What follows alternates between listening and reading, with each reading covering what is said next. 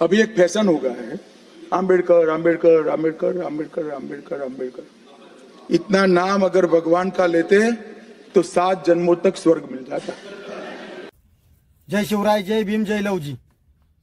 देशाचा गृहमंत्री आणि भारतीय जनता पार्टीचा देशाचा नेता अमित शहानी जे डॉक्टर बाबासाहेब आंबेडकरांच्या बद्दल वक्तव्य केले, त्या वक्तव्याचा मी सर्वप्रथम जाहीर निषेध करतो आणि भारतीय जनता पार्टीच्या सर्व नेत्यांना एक आवाहन करतो की त्यांनी लवकरात लवकर अमित शहाचा गृहमंत्री पदाचा राजीनामा घ्यावा आणि त्या वक्तव्याबाबत जाहीर माफी मागायला हवी।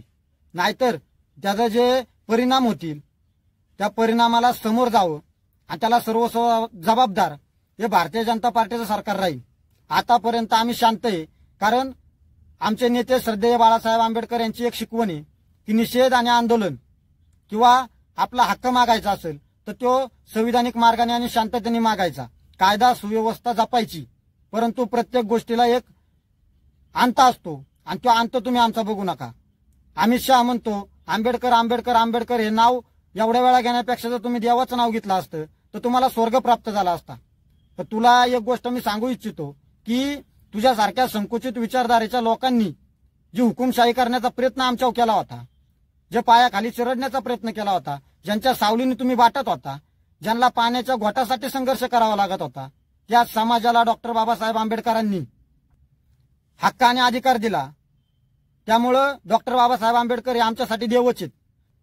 तरी मी भारतीय जनता पार्टीच्या सर्व नेत्यांना पुन्हा एकदा सांगतो की लवकरात लवकर अमित शहाचा राजीनामा घ्या। जसा गृहमंत्री झालाय तसं संबंध देशामध्ये जाती जातीत तेढ निर्माण होतोय, धर्माधर्मात दंगली होत्यात, देशाच्या हिताचं एकही काम तो करत नाही आणि तो करू बी शकत नाही। त्याला गृहमंत्री केल्यामुळे देशाचा पूर्णपणे नुकसान आहे। त्याचा राजीनामा लवकरात लवकर घ्या आणि त्यांनी जे वक्तव्य केलंय त्याच्याबद्दल त्याला जाहीर माफी मागायला हवा। नाहीतर पुढे जे भीमसैनिक भीम अनुयायी जो उद्रेक करतील त्याला जबाबदार हे सर्वस्व भारतीय जनता पार्टीचं सरकार राहील।